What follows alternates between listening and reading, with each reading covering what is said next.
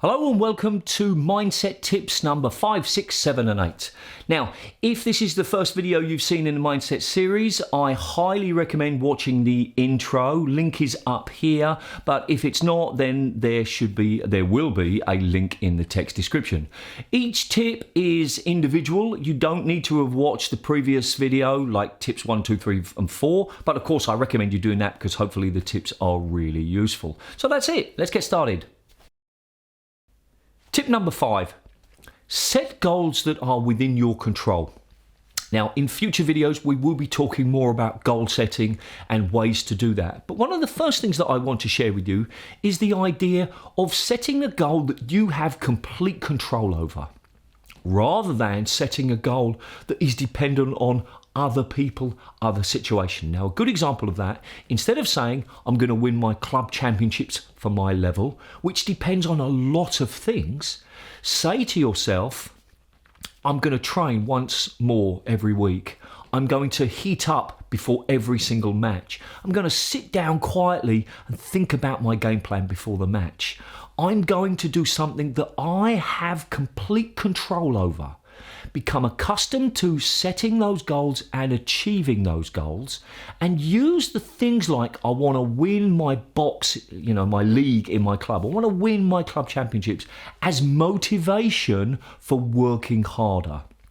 At some point, you can start thinking about those bigger goals, but you need to become accustomed to the ones you control first. And you also need to recognize that those other types of goals are out of your control.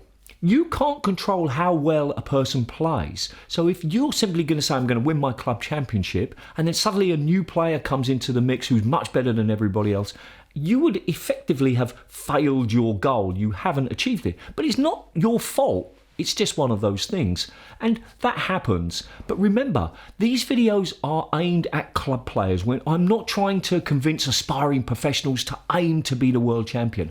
I want to help club players achieve their potential. And the best way to start with goal setting is set something that you can control.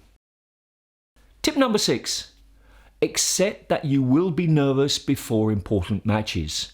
But also accept that you don't want to be completely relaxed either. We talk about zones in preparation and concentration and those types of things in sports psychology. And you don't want to be here, or we'll talk about the zones another time. You don't want to be here where you are so nervous, so hyper that you don't play your best. And you don't want to be here, which is like, I don't care what happens. I'm just going to play. You need something in the middle. And we'll talk about how to get that at a future point. But the first thing you need to do is accept that you will be nervous and that nerves can be good. There's a great phrase in English which is about butterflies in the stomach. And somebody very nicely said, I don't want to get rid of the butterflies from my stomach. I want them all flying in the same direction. And that's essentially the first part of that problem. Recognizing that you will have them, and not worrying that you've got them, because that only makes things worse. So that was tip number 6. Tip number 7, and I have to say that I think tip number 7 is definitely in my top 5 tips of all time. Success is a byproduct of discipline.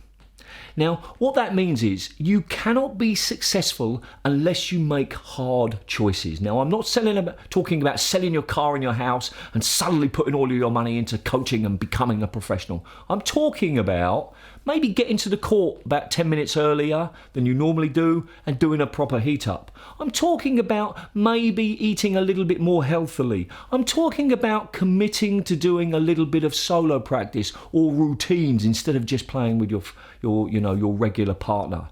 What we need to do is recognize that to be successful in sport, you have to do the work, and do the work, you have to be disciplined. You cannot be successful if you don't do those things. Now imagine somebody wins the lottery. Are they successful? Well, you could say, yeah, but I did a very detailed statistical analysis of the numbers that come up and then I chose those numbers effectively. Okay, you did some work to win your prize. Well done. But what if somebody copied your numbers? Did they do any work? No. Winning the lottery is lucky. You cannot be successful and lucky in sport. Okay, Of course you can. You can be lucky, but you're not successful because you are lucky. You might get to match point. You might hit somebody, your opponent hits a shot down the wall. You go for a swing and it just catches the top and it does this funny bounce and you've won the match. Yes, you won that point because you were lucky. But you didn't get to match point because you were lucky. You got to match point because you worked hard. Luck is in sport, but don't think that success comes from luck on its own. You have to have the hard work. Be disciplined. Start with something that you can control and make that step. Tip number 8 is kind of a follow-on from tip number 7, which is think about small but constant progressive improvements. In life, we rarely do one small change that makes a big difference. It does happen, but it doesn't happen regularly. If you want to get better, you're going to have to get better in very small chunks. Now, I've already talked about this in one of my previous tips, but I want to mention it again because I think it's so useful. Mark Spitz was at home. He's a swimmer from the 1970s, 80s, and he was watching the Olympics, and he realised that with the time between the next Olympics, for him to win the gold medal, he needed to improve his time by 1/1000th of a second every training session.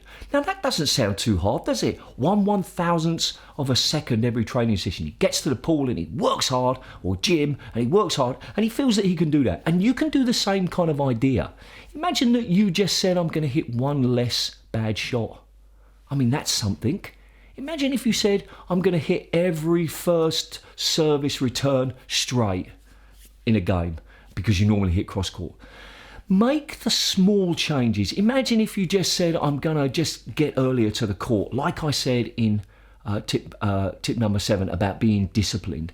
It's the small but regular continuous changes. I don't want you to train really hard for a couple of weeks and then get injured and then you can't play for the next 2 months. No, I want you to work hard every single day, but not so hard that you get injured. Small, regular improvements, simple changes will make a big difference. They will build momentum, and then over time you will feel more and more comfortable about increasing how much you improve and increasing how hard you work. Small but regular improvements build momentum.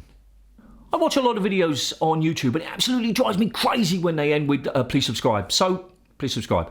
This is a video that YouTube thinks is a good fit for you based on what you've been watching. And this is a playlist of all the mindset tips, which hopefully you've been watching as well. Now, remember, do something every single day to improve your squash. Go on.